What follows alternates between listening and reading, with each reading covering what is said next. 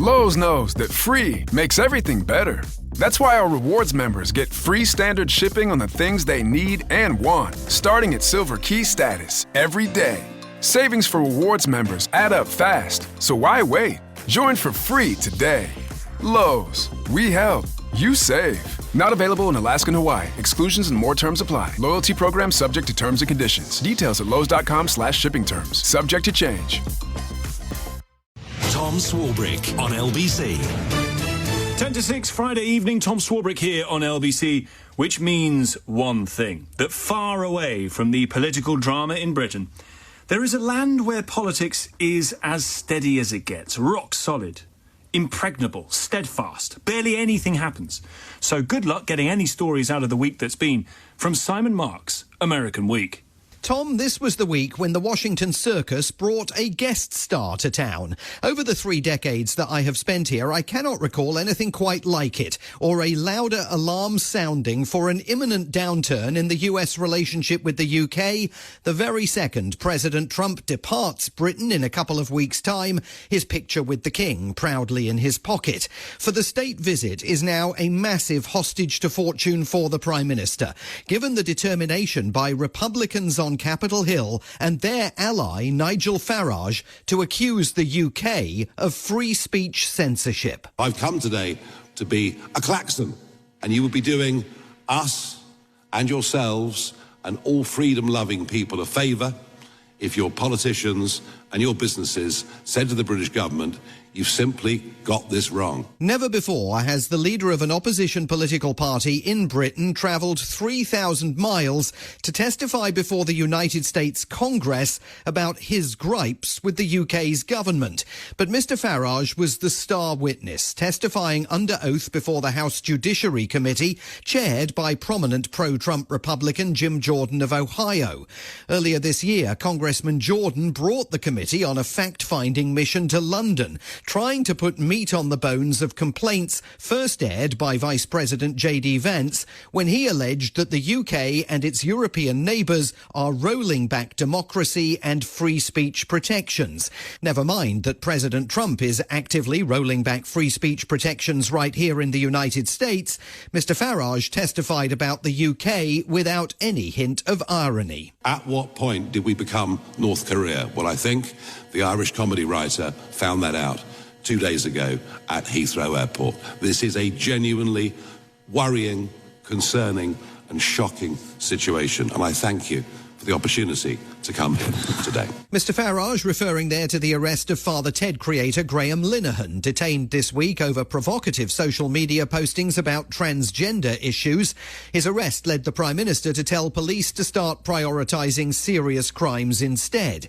In urging the US government and its businesses to stand foursquare against the Online Safety Act, Mr Farage was taking the extraordinary step of appealing for American intervention in his own country's affairs. We do not know precisely what he discussed over lunch on Wednesday with President Trump, but it is worth noting that the man coming here to grouse about free speech protections in the UK was visiting a White House that every single day is challenging and rolling back the First Amendment to the American Constitution that guarantees freedom of speech here.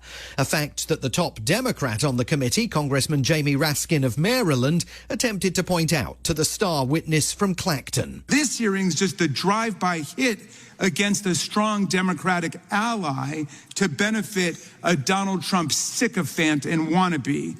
But it's even worse than this. Not only are our colleagues ignoring intensifying repression in the world's dictatorships, they're also trying to distract the world from the attack on freedom taking place right here in America. Mr Raskin cited students being dragged off the streets by Trump's masked immigration and customs enforcement agents simply for writing newspaper articles with which the White House disagrees.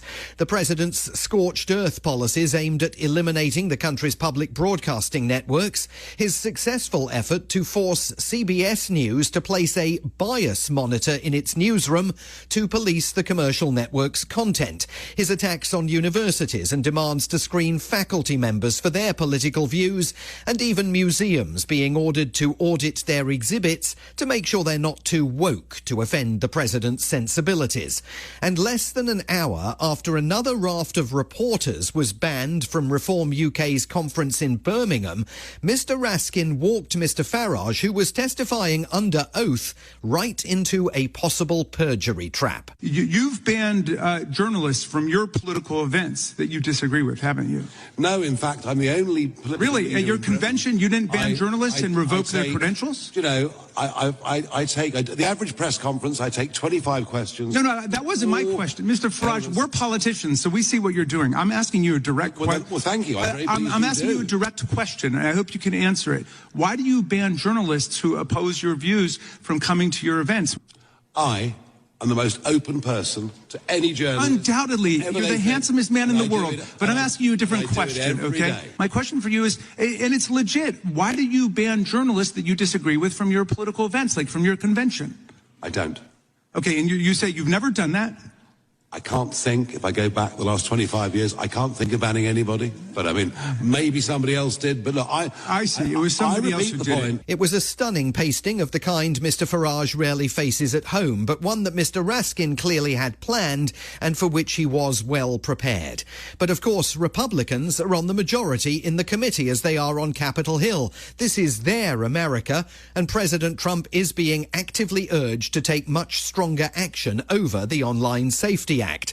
The free speech issue could still prove to be the altar on which his friendly relationship so far with Sir Keir Starmer is eventually sacrificed.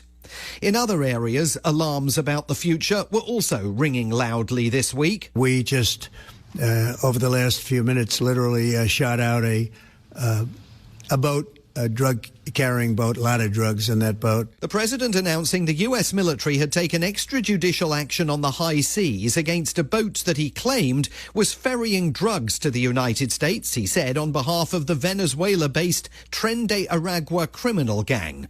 We soon saw video gathered by the US military depicting the incineration of a speeding boat. You cannot see the drugs aboard that the president claimed, nor whether there really were 11 people all killed, as the White House insists. At the Department of Defense, which of course as of tonight is to be renamed by President Trump the Department of War, career military officers made their anxiety over the attack's legality known to reporters. They said there was no reason the boat could not have been intercepted at sea and those aboard apprehended, the drugs all recovered as evidence. But Defense Secretary Pete Hegseth indicated the Trump administration's policy is now simple: shoot first and ignore questions later. Mr. Secretary, what legal authority did the Pentagon invoke to strike that boat? We have the absolute and complete authority to conduct that. First of all, just the defense of the American people alone. To say we smoked the drug boat, and there's 11 narco-terrorists at the bottom of the ocean, and when other people try to do that, they're going to meet the same fate. Not even the pretense there of acting within the law, and it is, as he indicated, just the beginning. His Department of War is going to wage war on Tren de Aragua in order to argue that the Venezuelan gang is waging war on the United States, which will provide the pretext for yet another emergency declaration by President Trump as he seeks to gather ever more sweeping powers. All of these emergency claims are, of course, subject to legal review. And this week, President Trump learnt yet another court has ruled that his Liberation Day tariffs implemented against the UK and the rest of the world are illegal. A federal appeals court ruled there was no emergency that allowed the president to sideline Congress back in April in waging his trade war. Without the tariffs, this country is in serious trouble. We've taken in almost $17 trillion of investment is coming in. Most of it is coming because of tariffs. President Trump announcing that he is now appealing to the US Supreme Court to keep the centerpiece of his trade, economic and arguably even foreign policy in place. We had a liberal court gave us a very shocking ruling, and that ruling is basically saying that the trillions of dollars that are pouring into our country, putting us in a position like no country is anywhere in the world, that they'd like to see us that taken away. Now, you might think if those claims of trillions of dollars in investment were true, job creation would be through the roof here. And yet new figures out this morning showed that last month only 22,000 new jobs were created across the entire country. You would not want to be the official who gathered those awful numbers. The last one was fired just a month ago for presenting data that the president found objectionable. We do not have time this week to bask in the glory of Robert F. Kennedy's astonishing congressional testimony yesterday about vaccines. Suffice it to say for now that he's a big problem for Donald Trump, but an even bigger one for American public health. The health of the president came under the microscope last weekend when the ever-accessible Donald Trump seemed largely to disappear from view for a few days, which gave rise to conspiracy theories spreading like wildfire on Elon Musk's X, now a cesspool of nonsense at the best of times. But it did give rise to the president being asked a question on Monday that no White House correspondent has ever thought to ask before. How did you find out over the weekend that you were dead? You know, I have heard, it's sort of crazy, but last week I did numerous news conferences, all successful, and then I didn't do any for 2 days, and they said there must be something wrong with him. Biden wouldn't do him for months. You wouldn't see him. And nobody ever said there was ever anything wrong with him. What kind of physical shape is Donald Trump really in? We don't know. But if his opponents want to beat him, they could have spent last weekend trying to come up with some compelling policies and a leader, instead, Tom, of gleefully trafficking in conspiracy theories about his demise. From Washington, D.C., Simon Marks, American Week.